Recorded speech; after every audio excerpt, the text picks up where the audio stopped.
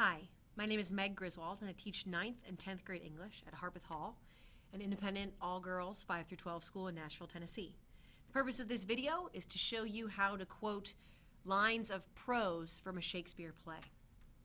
So to begin, let me show you the text that I'm going to be working with. Here is a photo of my copy of the play that I'm going to be using. So here, this is the text I'm going to be using here. Nay, you must name his name, and half his face must be seen through the lion's neck, and he must speak through, saying thus, or to the same defect. There's a nice malaprop right there. So this is my source text. Notice I know it's prose because the lines of text go all the way to the edge of the page. There are not line breaks. That's my first hint. And when I look closer, I can tell it is not iambic pentameter, it does not rhyme, it is not poetry, it is prose. It is the everyday language that people speak in. So it's going to be quoted differently than how I would quote poetry. So let me show you how we're going to do this. So here is, for example, a sample paragraph that I have made where I might be using a prose quote. So if you want to quote lines of prose from Shakespeare, you treat it just like you would any other prose play. A Raisin in the Sun, Death of a Salesman. You don't use slashes or line breaks. The text needs only to be retyped. The only consideration is formatting. Formatting is for short quotes or block quotes. So my first quote, I'm going to highlight it so you can see it. Here's my first quote. Notice this takes up it touches 2 lines of my essay. Therefore, it's considered a short quote, and I write it within the text. I use quotation marks at the beginning, quotation marks at the end, the parenthetical for the act, Act 3, the scene, Scene 1, and lines 28 to 30, followed by a period for short quotes. If the quote takes up more than 3 lines of your text, you need to make it into a block quote. Let me show you an example. Let me highlight this. Here we go. I have 1, 2, 3, 4. This quote has crossed over to a 4th line. Therefore, it needs to be a block quote, and I'm going to show you how to modify that. So right now, it's written as a short quote.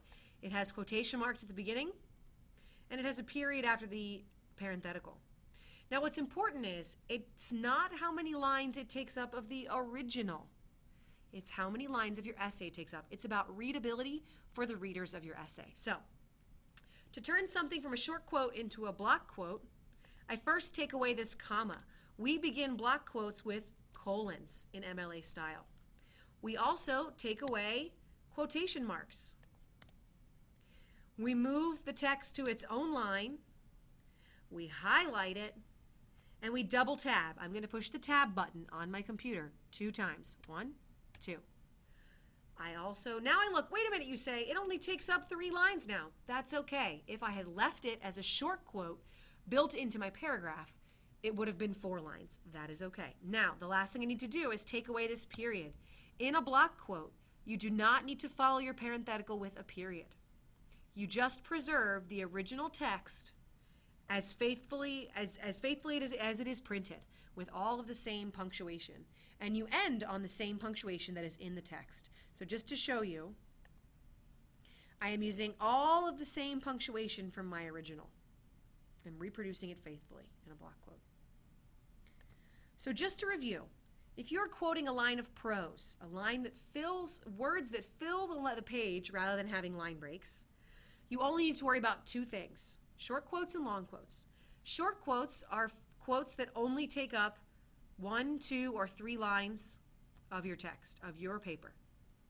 If your quote crosses over to a 4th line, you turn into a block quote. Block quotes begin with colons, have no quotation marks, and do not need a period after the parenthetical, as opposed to short quotes, which do indeed need quotation marks, have a period following the parenthetical, and are usually let in with a comma. Sometimes not, but for the purpose of this argument, I'll tell you to leave in with a comma. I hope this was helpful in quoting lines of prose from a play by Shakespeare.